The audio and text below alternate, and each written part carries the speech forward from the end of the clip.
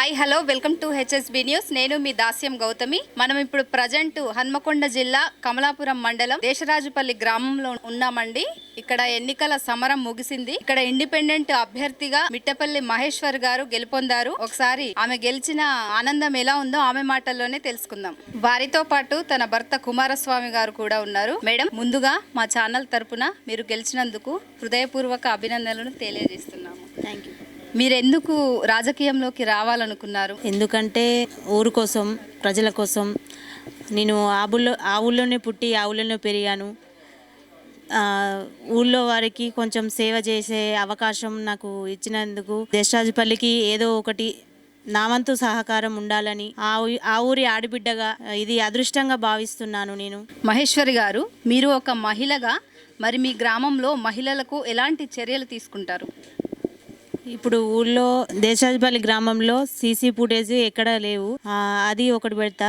అక్కడ ఏం జరిగినా ఆడవాళ్లకు కొంచెం జాగ్రత్తగా ఉండేలా చూసుకుంటా, అందుబాటులో ఉంటా. వాళ్ళకి ఏ ఆపద ఉన్నా ముందు నిలబడి వాళ్ళకు ధైర్యం ఉండేలా చూసుకుంటా. మహేశ్వరి గారు, మీరు ఇండిపెండెంట్ అభ్యర్థిగా పోటీ చేశారు. మరి కాంగ్రెస్ పార్టీలోకి వెళ్లారని వినడం జరిగింది.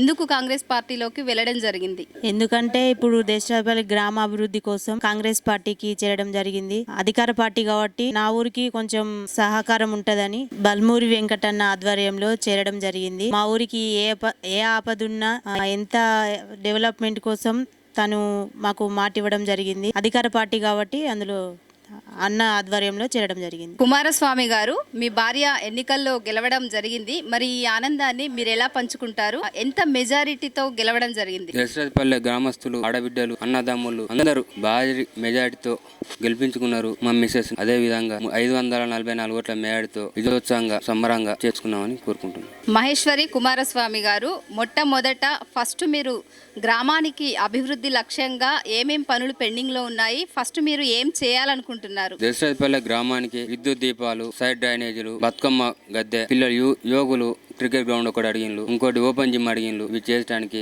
సిద్ధంగా ఉన్నామని, సిసి రోడ్లు చేయడానికి సిద్ధంగా ఉన్నామని కోరుకుంటున్నా. వాళ్ళకి హామీ కూడా ఇచ్చిన. ఇదండి దేశరాజుపల్లి గ్రామంలో మహేశ్వరి గారు, కుమారస్వామి గారు తెలిపిన వివరాల ప్రకారం గెలవగానే వాళ్ళ ప్రధాన అంశాలు క్లియర్గా పూర్తి చేస్తామని చెప్పేసి అంటున్నారు.